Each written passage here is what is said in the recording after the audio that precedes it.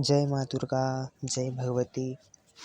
तो आज हम दुर्गा सप्तशती के अध्याय का पठन श्रवण करेंगे। तो दुर्गा सप्तशती माँ भगवती का वाङ्मय स्वरूप है और साक्षात भगवती की महिमा इसमें बताई हुई है श्री परम पूज्य मार्कंडेय ऋषि द्वारा। और भगवती के अनेक मंत्र और अनेक उनकी जितनी भी कथाएँ हैं वो सब दुर्गा सप्तशती में बहुत ही विस्तार से बताई गई है। जितने भी हम उनके किस्से कहानियाँ सुनते हैं, रक्त बीज का वध, मधुकैटभ का वध, शुंभ निशुंभ आदि का वध और माँ भगवती ने कैसे सबको पर कृपा करी, उन सभी की स्तुति कथाएँ सब दुर्गा सप्तशती में हमको प्राप्त होती है। और दुर्गा सप्तशती 700 श्लोकों से बना हुआ एक ग्रंथ है और भगवती माँ अम्बे को समर्पित है और बहुत ही अच्छा ग्रंथ है। तो जो माँ भगवती के प्रिय है, उनके भक्त बनने का प्रयास कर रहे हैं, उनकी शरण में जाने का प्रयास कर रहे हैं, उनके घर में तो अवश्य दुर्गा सप्तशती होना चाहिए और पढ़ना चाहिए। बट जिनके पास में नहीं है या फिर जिनके पास समय नहीं है तो उसके लिए हम पठन श्रवण का एक कार्यक्रम जो है ये करना चाह रहे हैं, जिसमें छोटी छोटी वीडियो अपलोड करके और अध्याय में हमारा भी एक पठन श्रवण माँ भगवती का जो कथा है उनका हो जाएगा और दूसरे लोगों को भी सुनने का मौका मिलेगा। तो इससे अच्छी बात हमारे लिए क्या होगी। तो आज ऐसे ही मैं प्रथम अध्याय माँ दुर्गा सप्तशती का लेकर के आया हूँ और इसमें मैं हिंदी में आपको पढ़ के सुनाऊँगा, क्योंकि बहुत से लोग हैं जिनको संस्कृत पढ़ने में थोड़ा कठिनाई होती है और मुझे भी इतनी अच्छी ज्ञात नहीं है। बट अभी हम हिंदी में इसका करेंगे जिससे सबको समझने में आसानी हो और सबको अच्छे से समझ आए हर चीज़। तो हम हिंदी में इसका शुरुआत करेंगे। तो अभी ये यहाँ से शुरू होता है प्रथम अध्याय से। अध्याय के पहले बहुत सारी विधियाँ हैं, बहुत सारी विधियाँ हमको करनी रहती है, पाठ जो हम विधि विधान से करते हैं उसके लिए। लेकिन अभी हम पठन कर रहे हैं तो उसके लिए हमको इतनी विधि की ज़रूरत नहीं है, हम एक भगवती की कथाओं को श्रवण कर रहे हैं। तो जय माता दी का स्मरण करते हुए, नारा लगाते हुए हम इसको स्टार्ट करते हैं। इस प्रकार है। श्री दुर्गायै नमः। अथ श्री दुर्गा सप्तशती प्रथमोध्यायः। प्रथम अध्याय जो है वो महाकाली जो माँ है उनको समर्पित है। 3 देवियाँ हैं, महाकाली, महासरस्वती जी और महालक्ष्मी जी। उसमें से पहला अध्याय उनको समर्पित है। पहला अध्याय का स्लोगन इस प्रकार है। मेधा ऋषि का राजा सूरत और समाधि को भगवती की महिमा बताते हुए मधुकैटभ का वध और प्रसंग सुनाना। इसका विनियोग प्रथम चरित्र का है, बट अब हम विनियोग को नहीं पढ़ते हुए सीधा ध्यान पे आएंगे और ध्यान महाकाली का इसमें प्रथम चरित्र में दे करके रखा है। तो हम जितनी भी उनकी तस्वीरें देखते हैं, मूर्तियाँ देखते हैं, तो इस ध्यान के प्रकार से उनको बनाया गया है। इस ध्यान में उनको बताया गया है कि वो किस प्रकार दिखती है। तो हम ध्यान का एक बार संस्कृत में पठन करेंगे, मैं पढ़ देता हूँ संस्कृत में, फिर हम उसका हिंदी अर्थ जानेंगे। ध्यानम इस प्रकार है। ओम खड्गं चक्रगदेषु चापपरिघान् शूलं भुशुण्डीं शिरः शङ्खं सन्दधतीं करैस्त्रिनयनां सर्वाङ्गभूषावृतां नीलाश्मद्युतिमास्य पाददशकां सेवे महाकालिकां यामस्तोत्सपिते हरौ कमलजो हन्तुं मधुकैटभम्। मुझसे पढ़ने में अगर कोई गलती हो या फिर मेरे उच्चारण में कोई गलती हो तो मुझे क्षमा करिएगा। माँ भगवती बाकी सबको पर कृपा करें। तो अभी मैं जो है स्वर में नहीं बोल रहा हूँ, क्योंकि हम इसका अध्ययन नहीं कर रहे हैं, हम इसका पठन कर रहे हैं इसके लिए। तो इसका हिंदी में अर्थ ये है, इस प्रकार है कि भगवान विष्णु के सो जाने पर मधु और कैटभ को मारने के लिए कमल जन्मा ब्रह्मा जी ने जिनका स्तवन किया था, उन महाकाली देवी का मैं सेवन करता हूँ। वे अपने 10 हाथों में खड्ग, चक्र, गदा, बाण, धनुष, परिघ, शूल, भुशुंडी, मस्तक और शंख धारण करती है। उनके 3 नेत्र हैं। वह समस्त अंगों में दिव्य आभूषणों से विभूषित है। उनके शरीर की कांति नीलमणि के समान है तथा वे 10 मुख और 10 पैरों से युक्त है। ये महाकाली जी का ध्यान है और उनके रूप को यहाँ पर बताया गया है मंत्रों के द्वारा। अब हम आगे बढ़ते हैं। इसमें मार्कंडेय जी का एक राजा के साथ में और एक वेश्या के साथ में अनुवाद है।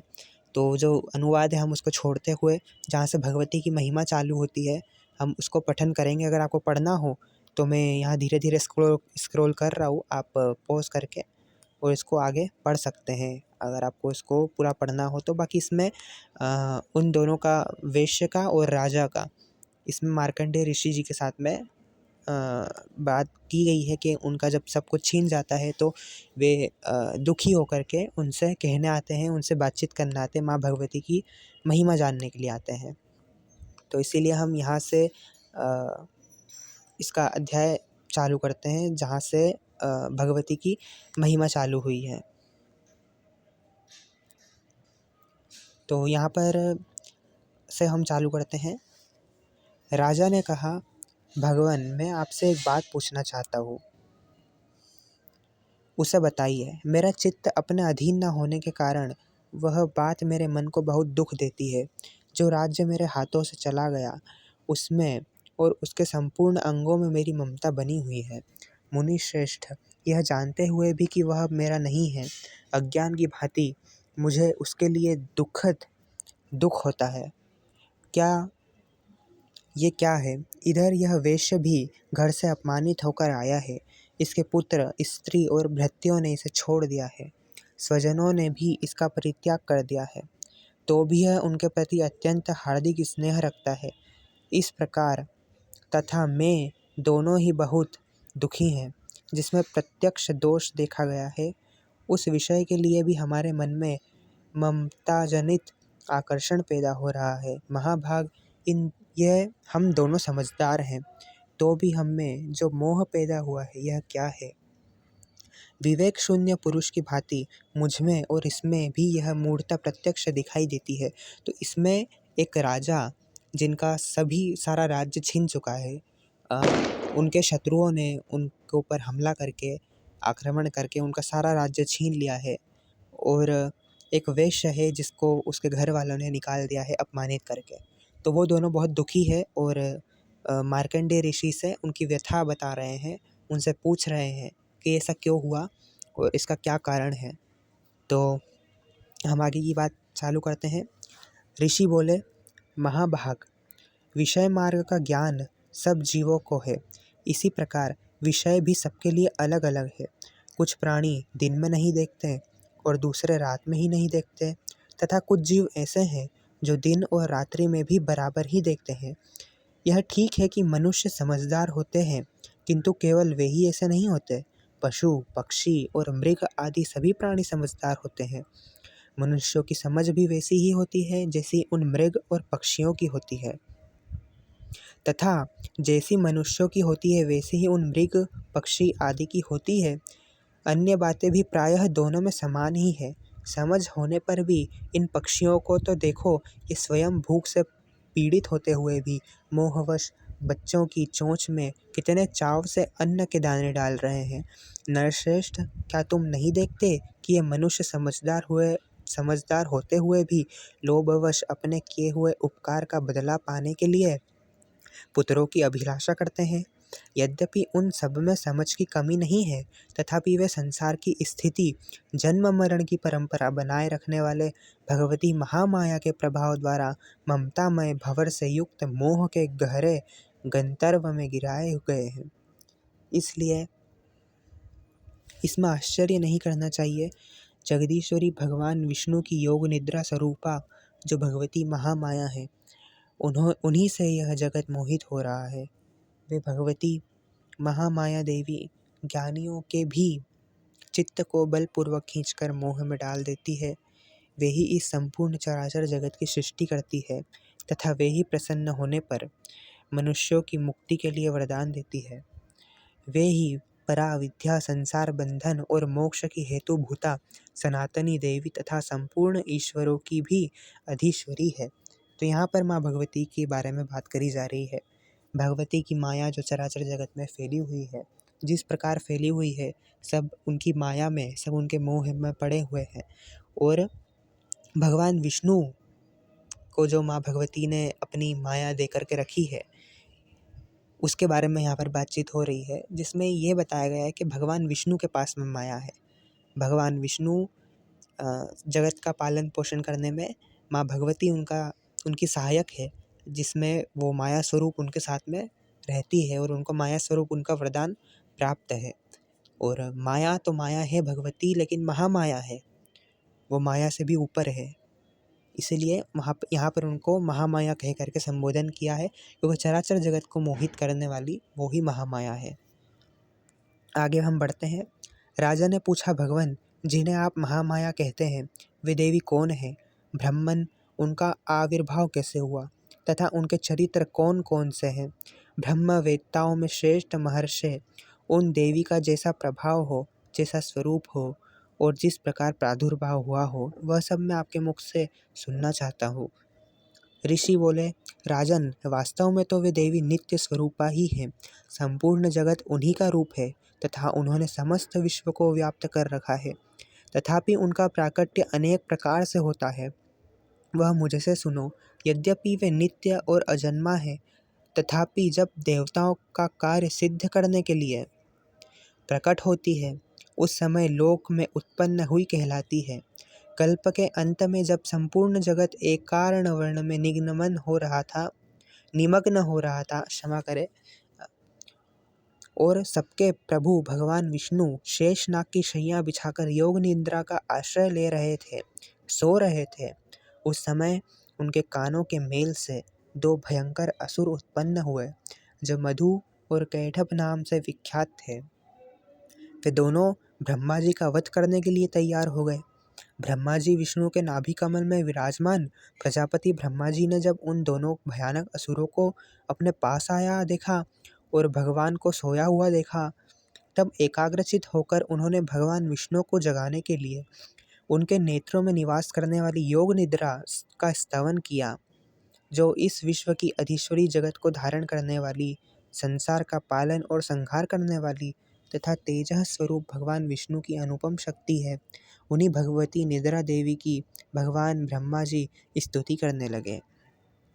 तो यहाँ पर जो योग निद्रा देवी है, मतलब जो भगवान विष्णु योग निद्रा में जाते हैं तो भगवती की कृपा से ही जाते हैं।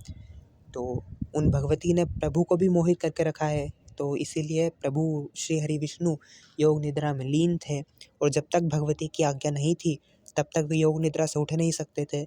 इसीलिए उनको जगाने के लिए ब्रह्मा जी ने माँ योग निद्रा, जो भगवती आदि शक्ति मतलब महाकाली ही है, जिनका हमने ऊपर ध्यान करा, साक्षात महाकाली ही योग निद्रा है, तो उनका स्तवन जो है हमारे ब्रह्मा जी ने विष्णु जी को जगाने के लिए करा, ताकि जो योग निद्रा जी है वो उनके नेत्रों से निकल जाए और ये जो दो राक्षस थे इनका वध करने के लिए विष्णु जी कुछ उपाय बता सकें।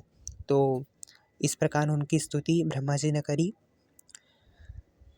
ब्रह्मा जी ने कहा, देवी तुम ही स्वाहा, तुम ही स्वधा और तुम ही वशकार हो। स्वर भी तुम्हारे ही स्वरूप है, तुम ही जीवनदायिनी सुधा हो। नित्य अक्षर प्रणव में अकार उकार मकार, इन तीन मात्राओं के रूप में तुम ही स्थित हो, तथा इन तीन मात्राओं के अतिरिक्त जो बिंदु रूपा नित्य अर्धमात्रा है, अर्धमात्रा यहाँ पर बिंदु रूपा ये कहा गया है कि जो बिंदु की अर्धमात्रा, जो आधी मात्रा है, जिसका विशेष रूप से उच्चारण नहीं किया जा सकता, वह भी तुम ही हो। देवी तुम ही संध्या, सावित्री तथा परम जननी हो। देवी तुम ही इस विश्व ब्रह्मांड को धारण करती हो, तुम ही से इस जगत की सृष्टि होती है, तुम ही से इसका पालन होता है, और सदा तुम ही कल्प के अंत में सबको अपना ग्रास बना लेती हो। जगन्मयी देवी, इस जगत की उत्पत्ति के समय तुम सृष्टि रूपा हो, पालन काल में स्थिति रूपा हो तथा कल्पांत के समय संहार रूप धारण करने वाली हो। तुम ही महाविद्या, महामाया, महामेधा, महास्मृति, महामोह रूपा महादेवी और महासुरी हो। तुम ही तीनों गुणों को उत्पन्न करने वाली हो, सबकी प्रकृति हो। भयंकर काल रात्रि, महारात्रि और मोह रात्रि भी तुम ही हो। तुम ही श्री, तुम ही ईश्वरी, तुम ही ह्रीम और तुम ही बोध स्वरूपा बुद्धि हो। लज्जा, पुष्टि, तुष्टि, शांति और क्षमा भी तुम ही हो। तुम खड्ग धारिणी, शूल धारिणी, घोर रूपा तथा गदा, चक्र, शंख और धनुष धारण करने वाली हो। बाण, भुषुंडी और परिग ये भी तुम्हारे अस्त्र है। तुम सौम्य और सौम्यतर हो।